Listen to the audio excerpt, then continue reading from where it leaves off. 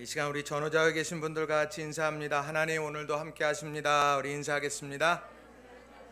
네, 다시 인사합니다. 지나온 모든 날이 감사의 제목입니다. 우리 한번 다시 인사할까요?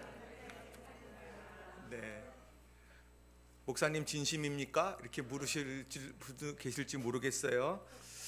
목사님 1월부터 지금까지 코로나로 이러고 있습니다. 감사의 제목이십니까? 아니요, 하나님이 우리를 붙잡아 주셔서 여기까지 온 거예요. 우리가 믿음 안에서 이런 신앙의 고백을 담아서 오늘 예배하는 우리 성도님들이 다 되시기를 바랍니다. 여러분 삶을 살아가면서 무엇을 정말 중요하게 여기십니까? 혹자는 그럴 거예요. 아유, 목구멍이 포도청입니다. 의식주 문제가 무엇보다 중요합니다. 맞습니다. 입고 먹고 자는 문제, 이것만큼 중요한 것 또 있겠습니까? 그래서 그런 부분, 생존에 직결된 문제, 우리가 그것을 중요하게 여깁니다. 또 정서적인 교감의 문제를 중요하게 여기시는 분들도 있습니다. 먹을 거 많이 있고 풍족하게 살아가지만 고립되어져서 살아가면 그것이 얼마나 고통스러운가. 우리는 그런 부분들에 대해서도 깊이 있게 다가가야 합니다. 그래서 함께 마음을 나눌 친구가 있고 또 배우자가 있고 또 자녀들과 함께 교감하면서 그렇게 살아가는 것, 이거 아주 굉장히 중요한 문제입니다. 거기에 더 하나를 이야기한다고 하면 저는 해석하는 눈이 필요하다, 이렇게 생각하고 싶습니다. 삶의 상황을 누구에게나 다 동일하게 주어지는 그 상황에서 어떻게 믿음의 눈으로 해석하느냐, 어떻게 희망의 눈으로 해석하느냐, 어떻게 사랑의 눈으로 해석하느냐에 따라서 그 상황이 다르게 보이기 때문이라는 거죠. 그래서 이런 신앙의 눈은 우리 모두에게 아주 중요한 문제가 됩니다. 의식주의 문제, 정서적인 교감의 문제뿐만 아니라 이런 해석하는 신앙의 눈, 이 눈을 모두가 다 가지시고 또 그것을 가지고 복된 삶을 누리게 되시는 여러분 모두가 다 되시기를 주님의 이름으로 축원합니다. 그런데 믿음 안에서 살아간다고 하지만 상황이 워낙 크게 느껴지기 때문에 우리가 이런 신앙의 눈을 가지고 있는 것이 참 힘들고 어렵습니다. 자꾸 흔들리지요. 그럴 때 하나님께서 하나님의 백성들에게 명령하셔서 안전장치로 주신 것이 무엇일까? 그것이 절기입니다. 그래서 하나님께서 그 절기가 되어지면 내가 내 이름을 든 그곳으로 와서 그래서 그곳에서 하나님께 예배하라 라고 말씀하셨습니다. 상황으로 틀어져 있는 내 눈들을 그 삶을 바라보는 하나님의 눈으로 바꾸어 가는 것, 조정해 가는 것, 그것이 중요한 절기의 의미가 된다는 거예요. 한 주간 살아가면서 상황 때문에 많이 틀어집니다. 그때 주일에 예배 드리면서 우리의 신앙이 바르게 서게 되는 거예요. 또 우리들이 그 부활절을 지나면서 또 성령 강림절, 맥주절, 부활절, 추수감사절, 성탄절, 이런 절기들을 지나면서 바로 우리의 신앙을 점검하게 됩니다. 그래서 오늘 저는 이 맥주 감사절을 맞이해서 여러분들과 함께 이 두 가지의 본문을 중심으로 여러분과 교훈의 메시지를 좀 함께 나누고 또 은혜도 함께 나누고 싶습니다. 첫 번째로는요, 감사는 하나님의 섭리를 고백하며 인정하는 것이라는 거예요. 감사는 하나님의 섭리를 고백하며 인정하는 것이다. 여러분 이것을 가슴에 깊이 새기셨으면 좋겠습니다. 우리가 이 절기 때 감사, 이 감사를 통해서 우리는 하나님의 섭리를 인정하는 거예요. 우리 삶에 의미를 담는 행동이 있습니다. 그 의미를 담는 행동 중에 여러분 대학교에 이렇게 졸업하게 되면 이렇게 학사 가운을 입고 이렇게 위에 학사모를 쓰고서 이렇게 졸업하고 납니다. 졸업하고 이렇게 밖에 나와서 사진 촬영을 하는데 어떻습니까? 이렇게 사진을 촥 찍을 때 온갖 포즈 막 학사모를 날리기도 하고 막 이제 별걸 다 하지만 꼭 빠뜨리지 않고 하는 게 있습니다. 부모님하고 사진을 찍고 배우자랑 사진을 찍으면서 꼭 내가 쓴 이 학사모를 부모님에게 쓰게 하고 찍고 그리고 배우자에게 쓰게 하고 찍습니다. 꼭 그거를 해요. 왜 그럴까요? 멋진 포즈 잡으라고 그렇게 하는 걸까요? 아닙니다. 오늘 내가 이 모든 과정을 수료해 가게 될 때 바로 부모님의 헌신과 노력을 잊지 않겠습니다. 또 배우자의 노력과 헌신을 잊지 않겠습니다. 라고 하는 그런 마음의 감사함을 담아서 그런 일들을 하게 되는 거죠. 자, 그뿐만이 아니라 이런 상징이라고 하는 것에 꼭 어떤 행위 뒤에 감겨져 있는 의미들이 참 많습니다. 여러분, 결혼 반지 이렇게 끼게 될 때 결혼 반지를 일컬어서 신물이라고 말합니다. 신물. 왜 신물이냐면 바로 그 반지 속에는요, 그 결혼 서약의 의미가 그 반지 속에 담겨져 있는 거예요. 내가 부할 때나 가난할 때나, 내가 건강할 때나 병들었을 때나, 내가 이 사람만을 나의 아내로, 나의 남편으로 삼겠습니다. 내가 이것을 하나님 앞과 모든 하객들 앞에서, 증인들 앞에서 내가 서약합니다. 이 서약을 이 신물에 담아서 끼고 있는 거죠. 그러니까 이 결혼 반지를 내가 끼고 있다라는 거, 제 손을 보지는 마세요. 자, 끼고 있다라고 하는 거, 이거는 남다른 의미를 가지고 있는 겁니다. 여러분들 그 집중기도회 올해는 지금 저희가 후반부에 하려고 하고 있는데, 이 집중기도회 할 때 이렇게 십자가를 이렇게 드립니다. 자, 십자가를 이제 신방 가 보면 십자가를 그 여러 이제 교회에서 이제 의미를 담은 것들을 이렇게 드리면 한쪽에다가 예쁘게 이렇게 그 데코해 놓으신 분들이 이렇게 있습니다. 그러면서 이건 뭐예요? 라고 물어보면 이건 언제 한 겁니다. 이건 언제 한 겁니다. 이렇게 이야기하시는 분들이 있습니다. 이것은 기독교 백화점에 가면 11,000원이면 삽니다. 이거 그냥 돈 주면 다 줘요. 그런데 이것에 이름이 새겨지고 이것을 딱 놓게 되면 여기에는 내가 2주간 동안이나 열심히 내가 새벽불을 밝히면서 내가 기도했던 신앙의 추억이 여기에 담겨져 있는 거예요. 그러니까 다른 것과 비교할 수가 없는 것이 되는 거예요. 제 방에 이 십자가가 하나 이렇게 있습니다. 이 십자가는 어떤 십자가냐면 미국의 애리조나의 그 인디언 보호구역에서 목회하시는 임태일 선교사님이 제게 주신 겁니다. 이게 그 마약 중독으로 인해서 모두가 생을 이렇게 비관적으로 살아가던 사람들이 이제 복음을 영접하고 나서 자신들이 할 수 있는 게 뭘까 하다가 이런 그 십자가를 만들게 됐어요. 그래서 이 십자가에는 바로 그들의 회복과 또 그들의 소망, 미래에 대한 소망이 담겨 있는 십자가, 그들이 직접 만든 것인데 이걸 제게 이제 선물로 이제 주셨습니다. 이걸 볼 때마다 호피 인디언들 이제 그 생각이 참 많이 납니다. 뭐 비단 이런 십자가나 아니면 우리가 학사모나 아니면 우리가 결혼 반지나 이런 여러 가지 것들에는 그저 아무 의미 없이 행하는 의식이 아니라 중요한 의미를 담아내고 있는데 오늘 맥주 감사절도 그와 같은 의미를 담고 있다는 거예요. 맥주절, 그러면 이것은 무엇일까? 바로 첫 열매에 대한 감사의 고백. 하나님의 섭리 가운데 첫 열매를 거두게 하셨다라고 하는 신앙의 고백이 담겨 있다는 겁니다. 여러분, 첫 열매 그러면 어떤 생각을 하시게 됩니까? 두 번째 열매, 세 번째 열매, 네 번째 열매가 있는데 첫 열매는 뭐냐면 한 번도 거두어 보지 못하다가 처음으로 품에하는 것을 이야기하고 있는 것이죠. 다시 말하면 오늘 이 첫 열매는 그동안에 내가 경험해 보지 못했던 첫 감격, 이런 것들을 담아내고 있는 거예요. 여러분, 출애굽기 23장 16절 상반절 말씀을 보면 이렇게 말씀을 합니다. 맥추절을 지키라라고 말씀하시면서 의미를 이렇게 소개해요. 자, 맥추절을 지키라. 이는 내가 수고하여 밭에 뿌린 것의 첫 열매를 거둠이니라. 여기에는 과거와 현재와 미래에 대한 의미가 담겨 있어요. 자, 과거에는 뭐냐? 첫 열매를 얻기 전까지 나는 이 곡식의 주인이 아니에요. 나는 광야에 있고요. 광야 속에 있으면서 하늘의 만나와 메추라기만 먹는 사람입니다. 광야에 척박함이 있어요. 어려움이 있어요. 아직 정착하지 못했어요. 그런 힘겨움이 있는 거예요. 그 힘겨움 속에서 흘러왔던 어려움에 대한 추억이 거기에 녹아져 있는 거예요. 또 현재에는 기쁨이 있습니다.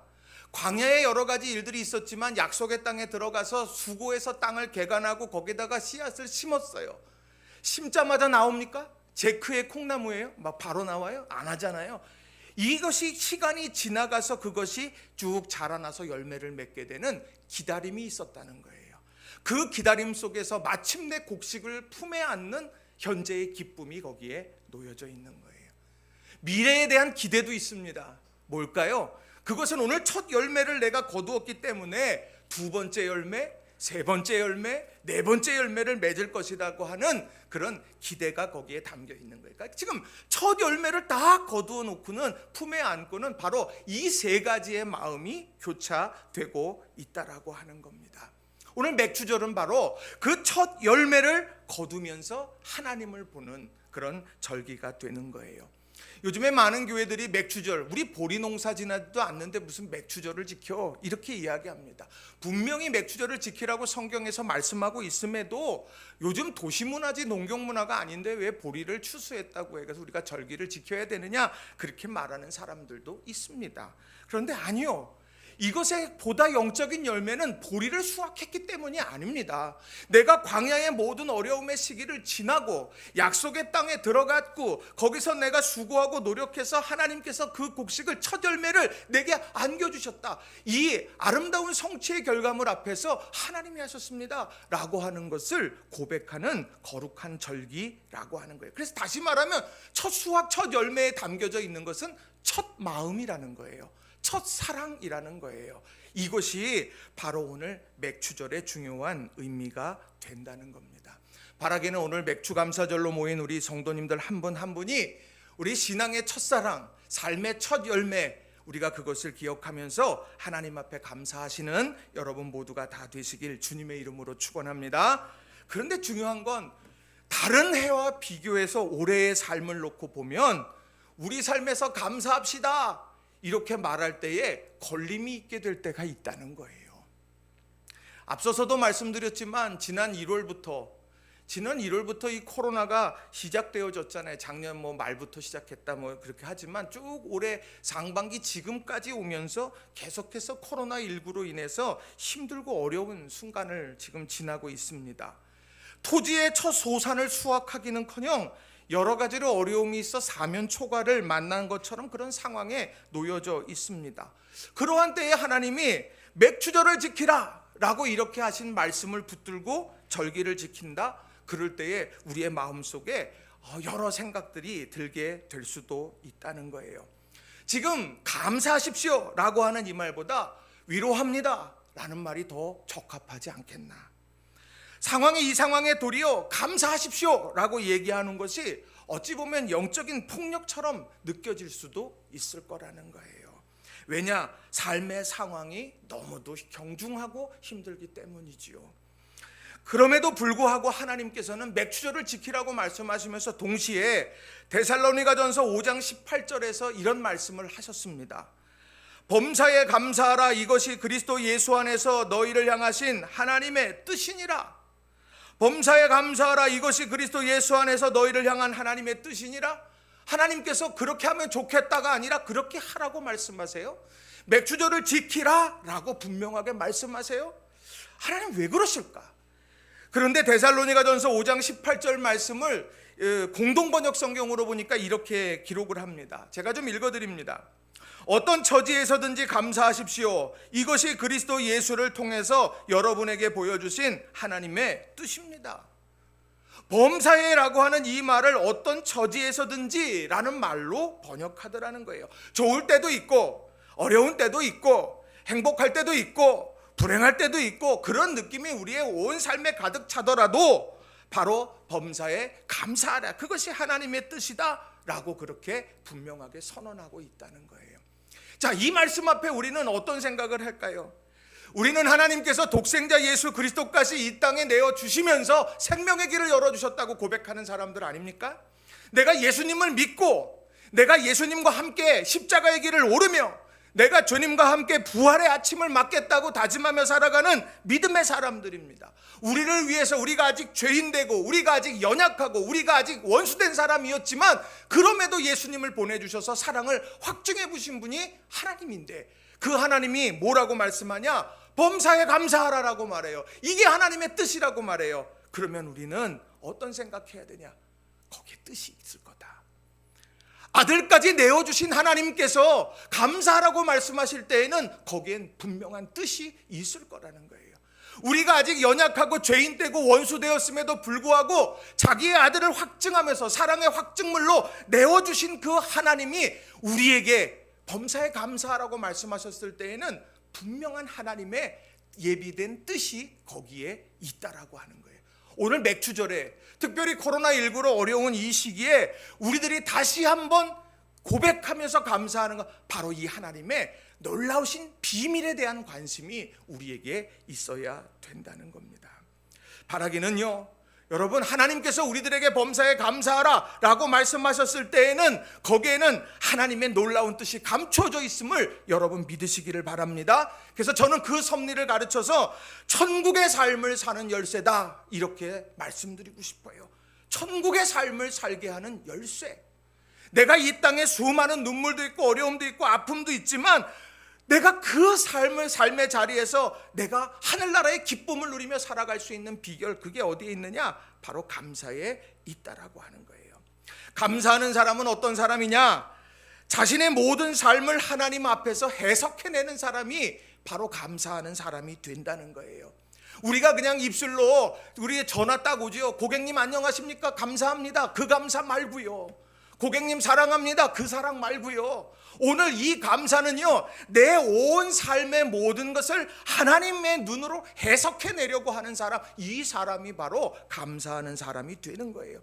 내 삶이 얼마나 존귀한지, 내가 하나님의 역사에 동참하는 복된 인생이라고 하는 사실을 믿음의 눈으로 볼 수 있는 사람이 바로 감사하는 사람이 된다는 거예요. 우리가요, 다른 사람의 시선 때문에 하나님 감사합니다, 그 감사가 아니에요.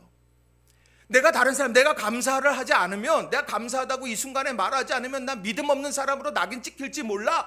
그래서 말하는 감사가 아니라 내 삶 속에 희노애락이 있는데 이 삶이 하나님의 눈에서 해석되어지도록 그 삶을 온전히 드리는 것, 이게 바로 진짜 감사라는 거예요. 오늘 디모데전서는 바로 그걸 이야기하는 거예요. 디모데전서 4장 4절에 보면 뭐라고 선언하고 있습니까? 하나님께서 지으신 모든 것이 선함에 감사함으로 받으면 버릴 것이 없나니.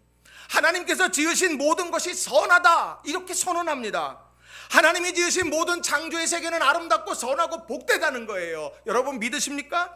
오늘 우리 삶의 그 하나님의 섭리 가운데 만들어진 모든 것은 다 기쁘고 모든 것은 다 선한 거예요. 그것을 내가 믿느냐 질문하는 겁니다. 그럼 우리는 뭐라고 그러겠습니까? 하나님, 세상의 모든 거는 다 선한 것 같아요. 하나님, 세상에 저 산도 선하고 요즘에 이 황사가 끼지 않으니까 그냥 길 가다가도 그냥 하늘 보면은 그냥 구름이 얼마나, 그냥 하늘이 얼마나 예쁜지 몰라요. 나무도 얼마나 예쁜지 몰라요. 그래서 쫙 가면서 야, 정말 자연이 아름답구나 이런 생각하게 돼요. 하나님, 자연은 아름답더라고요. 하나님, 바다는 아름답더라고요. 하나님, 나 말고 다른 사람은 다 선하고 아름다운 것 같아요. 오직 나만 빼고요. 내 삶에는요, 감사할 수 있는 게 없어요. 나는 선한 것 같지 않아요 라고 그렇게 우리들이 하나님 앞에 투정할 수 있다는 거예요. 그런 우리들의 삶에 하나님 말씀하시잖아요. 하나님께서 지으신 모든 것은 선하다. 내가 그것에 대해서 공감하지 못하는 때, 그게 지금 우리가 살고 있는 시대 아니겠느냐는 거예요. 그런데요, 오늘 디모데전서 4장 4절을 지나 4장 5절로 가는 순간에 우리가 어떻게 해야 될지가 나와요. 하나님께서 지으신 모든 것이 선하다. 내가 감사함으로 받으라고 말하는데 나는 받을 수가 없다. 그럴 때에 내가 추구해야 될 신앙의 행동이 뭘까? 디모데전서 4장 5절은 이렇게 말해요. 하나님의 말씀과 기도로 거룩하여 짐이라. 하나님의 말씀과 기도로 거룩하여 짐이라. 이렇게 말씀한다는 거예요. 말씀과 기도를 통해서 하나님의 창조의 모든 것이 선한데 그것이 인간의 탐욕으로 다 얼룩졌어요. 욕심이 다 일그러지니까 관계가 다 틀어졌어요. 내 삶의 이익을 따라서 살아가다 보니까 다른 사람에게 아픔을 주는 인생이 돼버렸어요. 그런 모든 일들, 틀어진 인생들, 그 인생들 앞에서 보니까 내 삶은 너무도 비참해 보이고 내 삶은 너무도 더러워진 것 같아요. 그때 우리의 선택은 청결하게 하자, 거룩하게 하자. 무엇으로요? 하나님의 말씀과 기도로 경건해지고 거룩해지고 구별되어져야 된다는 거예요. 이거는요, 내가 말씀을 성경 통독을 내가 이번 달에 10번 했습니다. 그 행위의 문제가 아니에요. 내가 40일 작정 기도를 하는데 금식하면서 40일 작정 기도를 했습니다. 그것을 드러내는 그 기도가 아니에요. 여기에 기도는 우리의 믿음의 태도를 이야기하는 거예요. 내가 더러워진 내 모든 삶의 영역들이 있습니다. 이것을 가지고 내가 주님 앞으로 나아가서 영적인 씨름을 하고 있느냐는 거예요. 오늘 내가 주님 앞에 나아가서 주님 앞에 가서 주님께서 주님의 그 다루심 가운데 내가 맡기려는 내 마음의 결단이 있느냐는 거예요. 어린 시절에 저희 아버님이요, 저를 딱 보면서 꼭 저 대구 같은 데가 목욕탕이에요. 그냥 그 남자분들 그런 거 있잖아요. 막 이렇게 아들 딱 이렇게 손 딱 잡고서 이제 가가지고 가서 같이 목욕탕 갔다 오는 거. 근데 가면은 뭐를 하느냐, 그 몸을 이렇게 씻어야 되잖아요. 근데 우리나라 특유의 그 이태리 타올이 있잖아요, 그죠? 이태리 타올로 이렇게 팍팍팍팍 하잖아요. 지금 생각하면 그때 목욕탕 가는 거가 얼마나 무서웠는지 몰라요. 그냥 푹푹 밀면 아파요. 그러면 괜찮아, 시원해질 거야. 그리고 계속 밉니다. 그럼 막 집에 딱 돌아와 갖고 거울 보면은요, 이 온통 시뻘개졌어요. 등이랑 뭐랑 이렇게 시뻘개져요. 근데 아버님은 좋아해요. 아유, 이 녀석이랑 내가 갔다 왔다고. 그런데요, 어느 순간에 제가 그때 아버님 나이가 딱 되고서 사우나를 가가지고 이태리 타올을 써가지고 이렇게 하고 나면은요, 제가 얘기해요. 아이고 시원하다, 이런 얘기를 하게 돼요. 저는 그때를 추억하면서 뭘 생각하냐, 말씀과 기도로 내가 거룩해진다는 건 다른 게 아니에요. 내 인생, 내 몸, 내 삶에 있는 찌끼들이 다 떨어져 나가는 건데 그건 자연스럽게 떨어지는 게 아니에요. 내가 말씀과 기도를 붙잡고 영적인 씨름을 해야 그것이 벗겨지는 거거든요. 그런데 우리는 그것에 대해서 정말 중요하게 여기지 않을 때가 있어요. 바라긴 우리 성도님들, 내가 영적으로 더욱더 구별되어져서, 야, 그렇지, 내 삶이 하나님이 만드신 거고 내 삶도 하나님의 창조물처럼 하나님이 선하게 지으셨어. 그런데 내 안에 수많은 찢기들이 있어. 그것을 내가 다 말씀과 기도로 거두어내는 그런 내가 영적인 몸부림, 내가 이걸 가지고 하나님 앞으로 나가서 내 삶을 해석해내려고 하는 노력, 우리가 이것이 바로 오늘 감사절에 다시 한번 고백해야 될 중요한 내용이 되더라는 거예요. 사람 앞에서 우리들이 속상한 일들 이야기할 때도 있고 아픔을 이야기할 때도 있습니다. 그러나 더 중요한 건 내 온 삶은 하나님 앞으로 가지고 가는 거예요. 하나님 앞에서 내가 내 삶을 보게 하옵소서 해야 되는 거죠. 그런 아름다운 고백을 했던 사람이 누구냐면 바울 사도입니다. 잘 아시다시피 바울 사도는 육체에 가시가 있었습니다. 몇 번 기도했습니까? 3번 기도했어요. 3번을 간절히 기도했습니다. 감사의 제목이 절대 아니에요. 내가 3번이나 기도했는데 하나도 안 됐어. 낫지도 않았어요.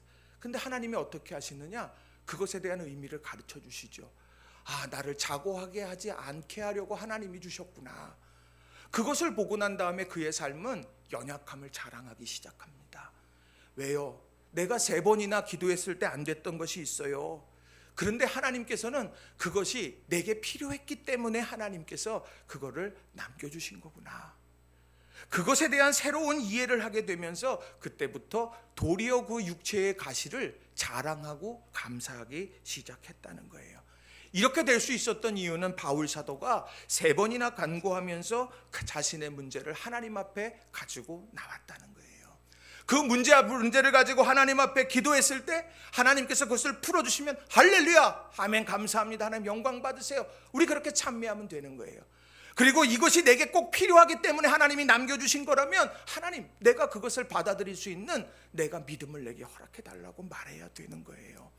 오늘 우리 사랑하는 성도님들이 맥추절을 맞이하면서 여러분들이 바로 이런 감사는 하나님의 섭리에 대한 고백이라, 우리 이것을 다시 한번 우리 생각하면서 오늘 하나님 앞에 우리 자신을 맡길 수 있는 저와 여러분이 되기를 간절히 바랍니다. 제가 우리 이제 최전도사님 오셔서 신방 이제 이렇게 여러 군데 이제 이렇게 쭉 가면서 차를 타고 이렇게 움직여 갈 때 제가 그런 얘기합니다. 속상한 일들 이제 목회하면서 있으셨죠? 뭐 있고 또 이제 여러 얘기들을 나눴어요. 이제 뭐 교회 일들 나누고 다 이런 얘기를 나누다가 무슨 얘기를 했냐? 속상한 일들, 억울한 일들이 생겨진다. 우리 삶 속에 그런 일이 있으면 이 말 하나만 꼭 기억하자고 그랬습니다. 이렇게 가면서 뭐라고 했냐? 다 이유가 있겠지. 그럴 수도 있지. 하나님의 뜻이 있으니까 여기가 끝이 아니라 하나님께서 끌어가시는 과정 중에 있지. 내가 종착지가 되는 게 아니라 나는 경유지가 되도록 내가 하나님 앞에 가자. 이런 이야기들을 이렇게 나누면서 이렇게 움직이곤 했어요. 바라기는 우리 성도님들이요, 감사의 조건, 세상이 말하는 감사의 조건이 아니라 오늘 우리는요, 우리 자신을 하나님 앞에 올려드리는 그런 믿음의 선택을 해갈 수 있는 저와 여러분이 되기를 바랍니다. 두 번째로는요, 감사는 새로운 미래를 여는 관문이라는 거예요. 감사는 새로운 미래를 여는 관문이다. 하나님께서 예배하는 자들에게 요청하시는 마음의 자세가 있습니다. 두 가지라고 저는 생각해요. 하나는 상한 심령입니다. 시편 51편 17절에 보면 이런 말씀이 있어요. 하나님께서 구하시는 제사는 상한 심령이라. 하나님이여 상하고 통회하는 마음을 주께서 멸시하지 아니하시리라. 상한 심령입니다. 이건 다른 게 아니에요. 나는 깨졌습니다. 하나님, 나는 이제 연약합니다. 하나님 나 붙잡아 주시고 나 용납해 주시지 않으면 난 설 수 없습니다. 이 상한 심령으로 서는 거예요. 오늘 내가 예배 드려주지, 그게 아니라 내가 하나님 이 예배 없이는 안 됩니다. 이 기도 없이는 안 됩니다. 그 자세예요. 또 다른 하나가 뭐냐? 감사하는 태도라는 거예요. 시편 100편 4절에 보면 이렇게 기록합니다. 감사함으로 그 문에 들어가며 찬송함으로 그 궁정에 들어가서 그에게 감사하며 그 이름을 송축할지어다. 감사함이 있어야 된다고 말합니다. 이것은요, 하나님께서 이루신 일들에 대한 과거의 감사, 그것을 넘어서는 거예요. 미래에 대한 기대를 품고서 나아가는 거라는 거죠. 그래서 예배 드릴 때 하나님이 이루신 일에 대해서 감사합니다. 하나님, 그 감사의 역사가 우리의 미래 가운데에도 하나님 이루어질 줄로 믿습니다. 우리가 이런 기대를 담아서 하나님 앞으로 나아가는 거예요. 그래서 바울 사도는 빌립보서 4장 6절에서 말하잖아요. 기도할 때 어떻게 해야 되냐? 아무것도 염려하지 말고 오직 모든 일에 기도와 간구로 너희 구할 것을 감사함으로 하나님께 아뢰라. 아직 아무것도 이루어지지 않아요. 힘드니까 기도했는데 감사함으로 고하라고 이야기를 합니다. 하나님 이루실 일들에 대한 기대, 그것을 이야기하고 있다는 거예요. 오늘 첫 열매를 딱 들고 맥추감사절을 지키는 사람들의 마음에 바로 그런 마음이 있는 거예요. 지금까지 함께 하셔서 첫 열매를 거두게 하신 하나님, 우리의 삶의 두 번째, 세 번째, 네 번째 열매 하나님께서 이루게 하실 줄로 믿습니다. 오늘 이 삶이 척박한 과정을 지나서 여기까지 왔듯이 오늘 이 순간에 내가 당하는, 직면한 곳에 어려움이 있을지라도 이것을 지나 하나님은 예비된 은총을 우리에게 주실 겁니다. 이런 믿음의 기대를 품고 감사를 하는 거예요. 이런 기대를 가진 사람은 삶에 살아가면서요, 좌절하지 않는 거예요. 하나님이 하실 거야. 하나님이 나 붙들고 계셔. 이런 고백을 하는 거예요. 성경에 말하면 요셉이 그런 사람 아닙니까? 요셉은요, 요셉의 애굽 시절 말고 이 아버지 품에 있을 때 시절은 채색 옷이에요. 다른 형제들은 못 입어보는데 혼자 채색 옷 입고 폼 잡고 살던 사람이 요셉이에요. 근데 그 요셉이요, 보디발 집에 팔려갑니다. 보디발 집에 팔려가가지고 거기서 종살이를 하는데 성경은 뭐라고 이야기하느냐면 그가 형통했다고 이야기를 합니다. 저 같으면 형들이 날 팔아버렸어요. 내가 무슨 일을 하고 내가 거기서 무슨 성실히 일을 하겠어. 두려워 떨 거예요. 내가 세상 포기해. 내가 세상에 무슨 소망이 있어. 이럴 것 같아요. 그런데 오늘 성경에서는 형통이라는 것을 이야기합니다. 보디발 아내가 유혹합니다. 보디발 아내가 유혹했는데 내가 하나님 앞에 어찌 득죄하겠습니까? 라고 이야기하면서 뿌리쳤어요. 근데 옥에 갇혔어요. 그럼 어떤 생각 들겠어요? 하나님 앞에서 내가 잘 산들 뭐해? 옥에 갇히는 신세인데. 그런데요, 오늘 요셉이 어떻게 합니까? 거기 가서요, 술 맡은 관원장과 떡 맡은 관원장의 꿈을 해석해줘요. 저 같으면, 야, 지금 그걸 나한테 물어? 내 코가 석자야. 내 코가 석자. 너는 그래도 애굽 사람이지. 나는 지금 이민 와가지고 지금 여기 와 있는 거야. 끌려왔어. 형제에게 배신당해서 왔어. 팔려온 사람이야. 나는 지금 그런 거에 둘 여력이 없어. 그런데 오늘 요셉은 어떻게 합니까? 거기에서 정말 자신의 일이 아니라 다른 사람의 일을 돌보더라는 거예요. 그래요, 떡 맡은 관원장 어떤 꿈을 꿨어요? 다 듣고. 술 맡은 관원장 오세요. 다 듣고. 받고 그리고 그것을 가지고 기도하고 해석해 주더라는 거예요. 어떻게 그런 여력이 나요? 그것은 하나님 믿지 않고는 그렇게 할 수 없는 거예요. 여기가 끝이라고 생각했으면은요 이루어질 수 없는 거예요. 그런데 그는 하나님 함께 하신다, 하나님이 형통하게 하신다, 그것을 믿음으로 고백하면서 오늘의 어려움 속에서 내일의 형통함을 보게 되었다는 거예요. 보디발 집에서 형통하게 하신 하나님이 내 삶을 끌어가실 거다.